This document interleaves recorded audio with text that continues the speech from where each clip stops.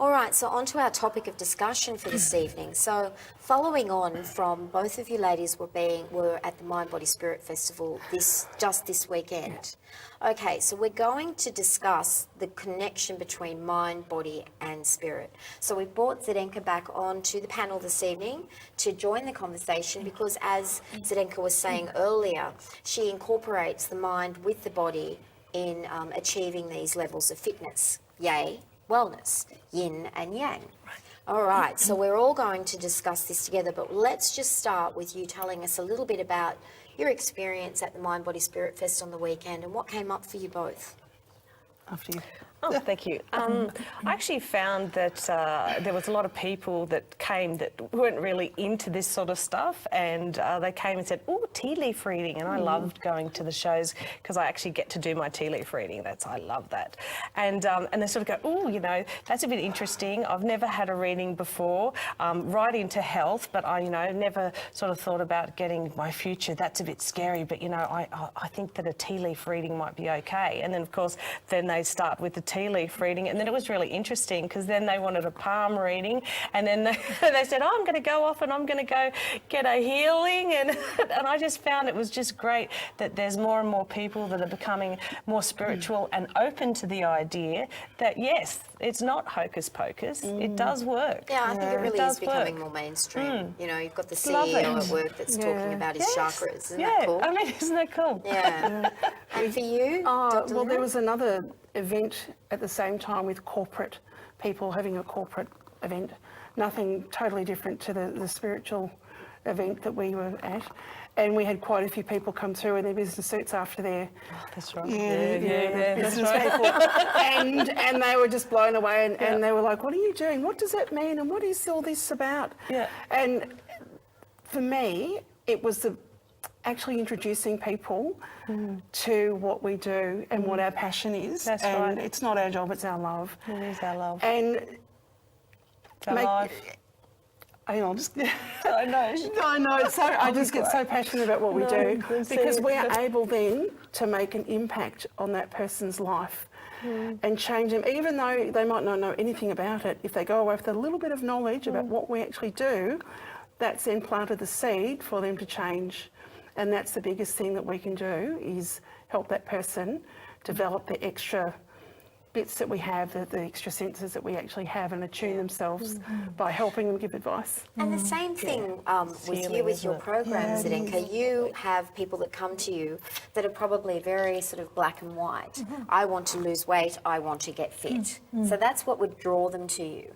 And then the next minute you're saying, well, let's try some kinesiology and get to the basis of why perhaps you're carrying some weight and what are some of your issues that are getting in the way. And that just makes for a deeper and more meaningful discussion. And if people feel that they're in a safe environment with me, then they're going to share more. And then we're able to have that connection. And it's obvious, I think we're all pretty much the same. We all want to feel our best, to love and be loved. We're quite simple really in our needs. We just tend to complicate matters. And what I found with my personal explorations as far as people's patterns and characteristics is that a lot of it is stored somewhere in our subconscious, I often picture like peak hour traffic back there. Like it's all happening, right? And we think we're in the driver's seat, but we only have like 10% control over our minds. We've all read that, we all understand that. It's the subconscious that's filled with all our experiences, our past stuff, our memories, all our beliefs and thoughts and self-talk. That's what's letting us get to left, right, or going round and round the roundabout, you see.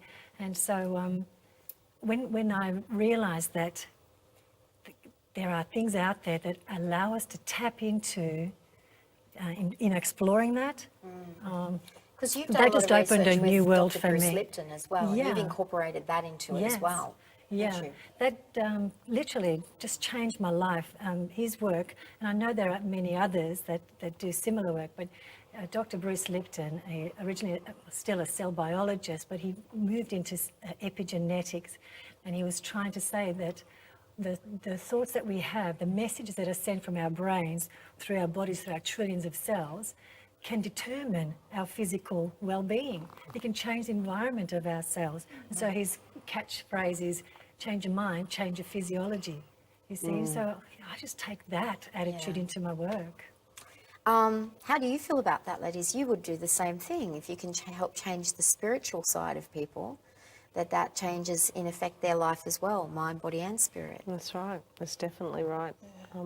Yeah, and I love what you're saying. It resonates with me as well, doesn't it?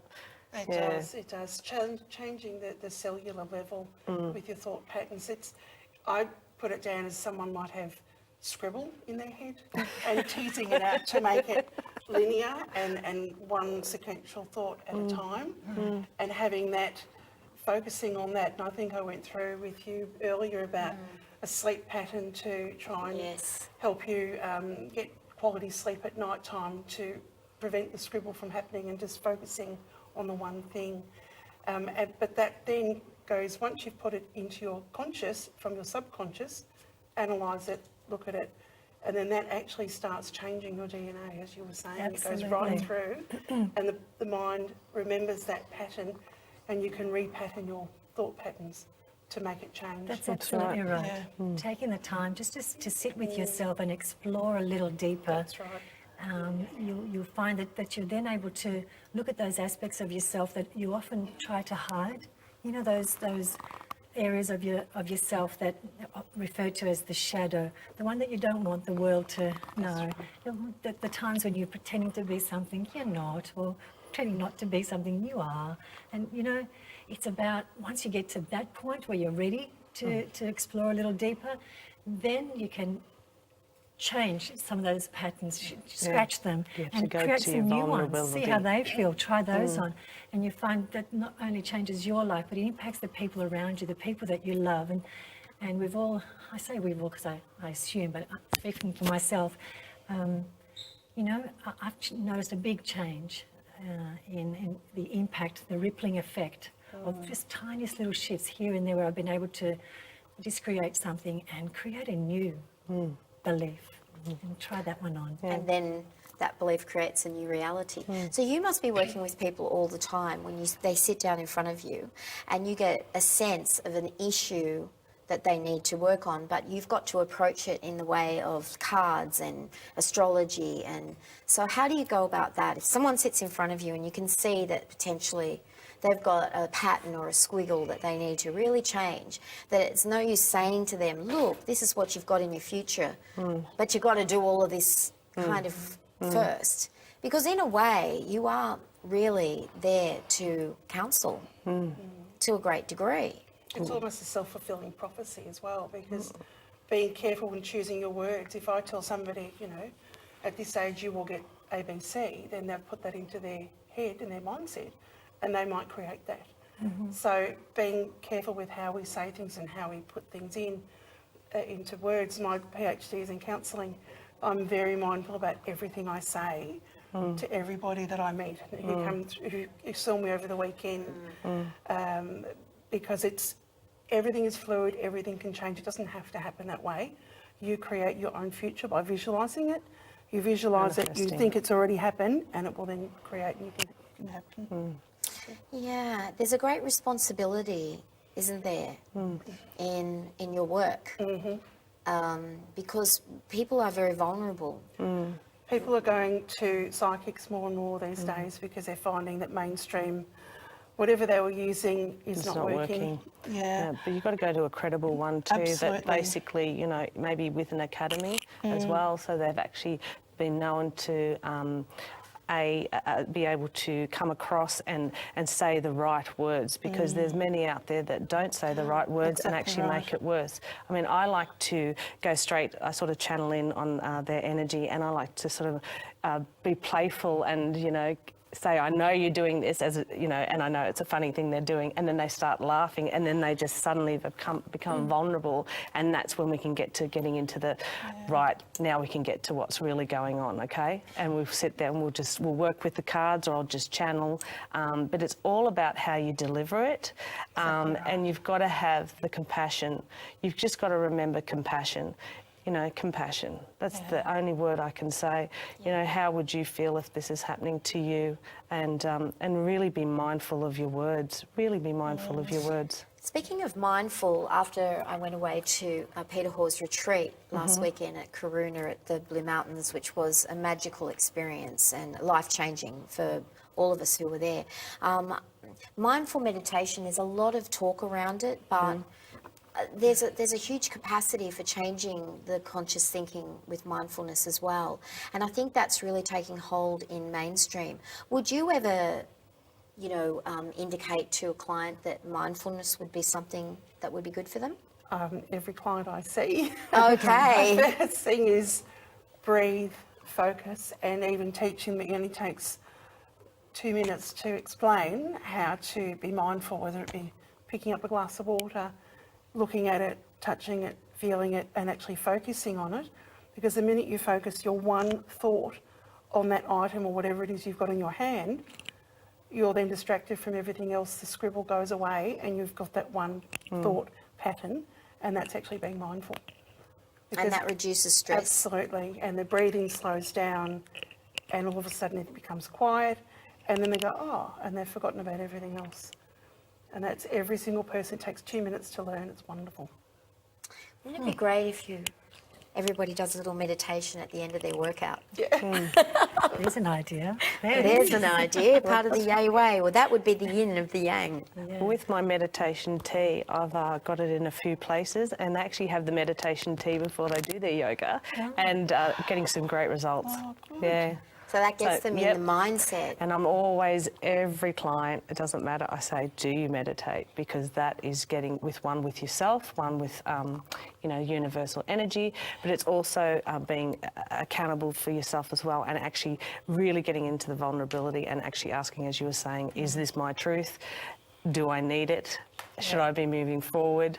But meditation is something that everybody should do, even if it's 5 minutes. Even if you fall asleep, you're still getting it. You know what I mean? Because you're still in that state to finally fall asleep, you know. And with people that do have sleep apnea or sleep problems, meditation is a great way to actually finally get to sleep, because you know what your body's like if you don't sleep. That then goes back to the weight issue again, because you actually do put on weight if you're not having restful sleep. That's right. If I read something funny the other day about meditation, it said something like, we should all meditate for 10 minutes a day. Yep. But for the people that don't have time, they should do an hour. That's me. I think that's all of us. I'll have to get up an hour earlier than I'll have to get up at 4 a.m. You should do it at night. Meditation at night is the best. You're right. It's couple great. Of minutes, Yep. really. Yep. You can, once you get to for those times that you do get to a very deep level of meditation, it's equivalent to hours of sleep. That's right. It really That's is. right. They've done tests to show the brain waves. It's wonderful. So realistically, you have different modalities, but you're all doing very much the same thing. Yes. We're all on the same page. You're all on the same page, and you're right. There's a lot of practitioners out there that can't help people, and I think it's becoming much more mainstream. I hear people all the time saying, "I'm getting into mindfulness, mindful meditation, and yoga." Like, I can't even fit in the yoga studio anymore. It's crammed, and you see guys coming in their suits from work, and they quickly change to go and do yoga. It's so cool. I love watching it. There really is a paradigm shift, don't you think? Absolutely. It really has taken off, and it's working beautifully alongside traditional medicine, and more people becoming confident and comfortable. For those that aren't ready, perhaps, for example, kinesiology is great because you don't have to talk. You don't have to answer any questions, really. The practitioner is able to, through muscle testing, just throw a random question, and what comes up for you when the person can just take their time. They don't have to share anything. They feel a little bit not ready to do that. But the work is being done through the way that the thoughts are going through our body and manifesting as mental blockages somewhere. And through a session like that, or perhaps a few, that particular blockage can be released a little. Yeah. Do you ever hear that people say, oh, I don't know how to meditate, or if I don't know how to meditate, when I do meditate, my mind just goes everywhere. It's called the monkey mind. I always just say there's plenty of great meditation, even 5-minute ones on Google that will talk you through it, and just start off with that.